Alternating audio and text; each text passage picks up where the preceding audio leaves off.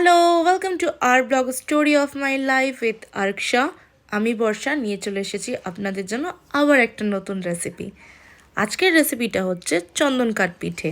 দেরি না করে ঝটপট রান্নাটা স্টার্ট করি চলুন। প্রথমে আমি একটু গোবিন্দভোগ চাল জলে ভিজিয়ে রেখেছি প্রায় 2 ঘন্টা মতো। আর এদিকে কড়াইতে আমুল গোল্ডের লিকুইড মিল্ক নিয়ে নিয়েছি। এবার আমি ইউজ করছি জলখাবারের পাটালি গুড়। আমি অনেকগুলো ব্লগে দেখেছি জলখাবারের পাটালি গুড়ের ব্যাপারে, এজন্য আমি নিজেই অর্ডার করে দেখলাম গুড়টা সত্যি ভালো কিনা। যখন আমি প্যাকেটটা খুললাম, পাটালি গুড়ের একটা স্মেল জাস্ট হিট করলো।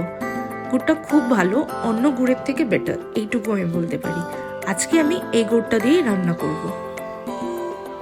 আর একদিকে আমি নিয়ে নিয়েছি গ্রেটেড কোকোনাট, এটাও আমি ব্লিঙ্কিট থেকে আনিয়েছি।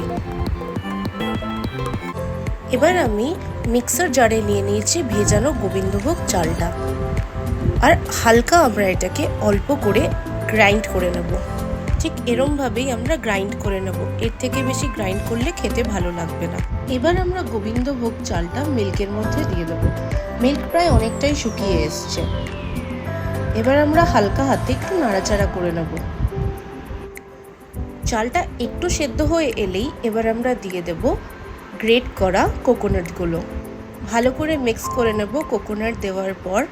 এবার আমরা দেব পাটালি গুড়। গুড়গুলোকে আমি ভালো করে চাকুর সাহায্যে কেটে নিয়েছি। গুড় আপনি স্বাদ মতন দেবেন, তার কারণ হচ্ছে অনেকে বেশি মিষ্টি খেতে ভালোবাসে, আবার অনেকে একটু অল্প মিষ্টি ভালোবাসে। গুড় দেওয়ার পরও খুন্তিটাকে ভালো করে নাড়িয়ে যেতে হবে, এবং যতক্ষণ পুরো পিঠেটা হয়ে যাচ্ছে না ততক্ষণই নাড়াতে হবে, নাহলে তলা লেগে যেতে পারে। 5 মিনিট পর কনসিস্টেন্সিটা ঠিক এরকম হয়ে যাবে। নামানোর ঠিক আগে আগে আমি একটু এলাচ দিয়ে দিচ্ছি। আমাদের চন্দন কাঠ পিঠে রেডি হয়ে গেছে, এবার পরিবেশন করার পালা। আবারও আমি আপনাদেরকে কনসিস্টেন্সিটা দেখিয়ে দিচ্ছি। এরকম কনসিস্টেন্সি হলেই আপনারা নামিয়ে নিতে পারেন। একটা থালার ওপর ঘি নিয়ে আমরা ভালো করে মাখিয়ে নেব।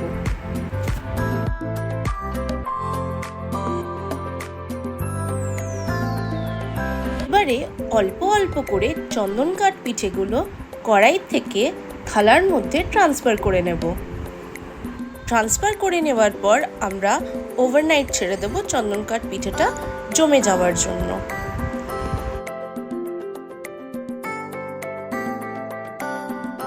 পিঠেটা জমে যাওয়ার পর আমরা চাকুর সাহায্যে পিস করে নেব।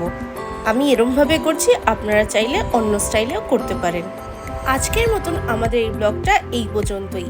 যদি আমাদের ব্লগটা ভালো লাগে তাহলে লাইক, শেয়ার আর আমাদের চ্যানেলটাকে সাবস্ক্রাইব করতে ভুলবেন না। টিল দেন ভালো থাকুন, নিজের খেয়াল রাখুন। Story of my life with Araksha দেখতে থাকুন।